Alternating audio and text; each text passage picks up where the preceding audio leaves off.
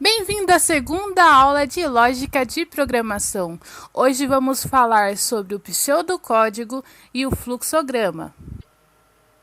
Bom, e o que seria o pseudocódigo, também conhecido como Portugal? É uma representação de algoritmos.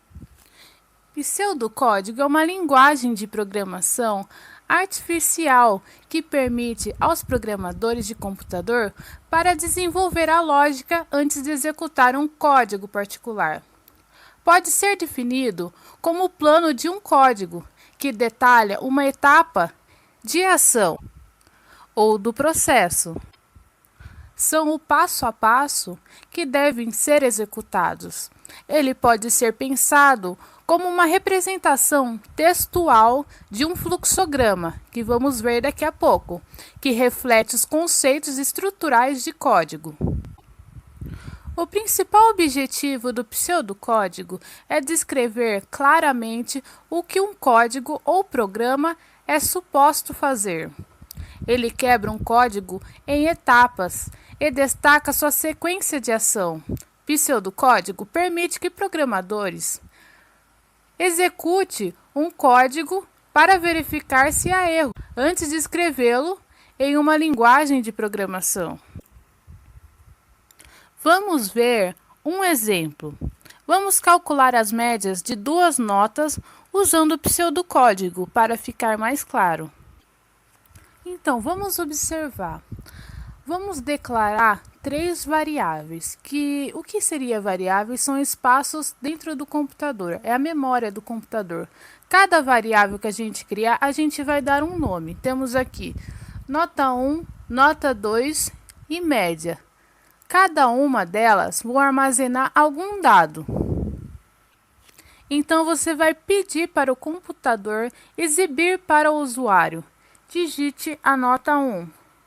O leia nota 1 é o computador lendo o que foi armazenado naquela variável chamado nota 1 e vai armazenar ele lá. A gente vai fazer a mesma coisa com a nota 2.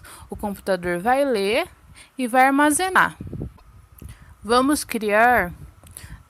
usar a variável média para calcular nota 1 mais a nota 2. Como está entre parênteses, isso quer dizer que isso tem que ser resolvido primeiro e depois dividido por 2 para ter o resultado da nota, da média. Bom, o computador vai exibir esse resultado para o usuário. Mas aqui, o C, tá vendo ali de roxo? É uma condição. Se média for maior ou igual a 7, então vai exibir para o usuário que ele foi aprovado. Se média for menor que 4, então ele será reprovado. Se média for maior ou igual a 4 e média for menor que 7, então vai exibir para o usuário que ele precisa fazer outra prova, uma prova final, para mudar essa média. Eu deixei as cores aqui, o azul declaração da variável, o verde variáveis, roxo a condição e o vermelho que é o método que a gente usa na matemática mesmo. Como você pode ver, a gente usou o se. Agora vamos ver o uso de outra condição que complementa o se. É o se e se não. Como a gente viu lá, tem o leia e o escreva. E o se. O leia vai armazenar o que o usuário digitar dentro da variável nota. O se que a gente viu lá atrás, se nota for maior ou igual a 7, então vai exibir que o usuário foi aprovado. Se não, reprovado. Em vez de você colocar de novo, se nota for maior ou igual a 7, aprovado, se nota for menor do que 7, reprovado, você apenas coloca o senão. O senão é como se tivesse uma última opção. Se não for um, automaticamente vai ser o outro. É o que restou. O que restou é senão. Se não for um, vai ser o outro.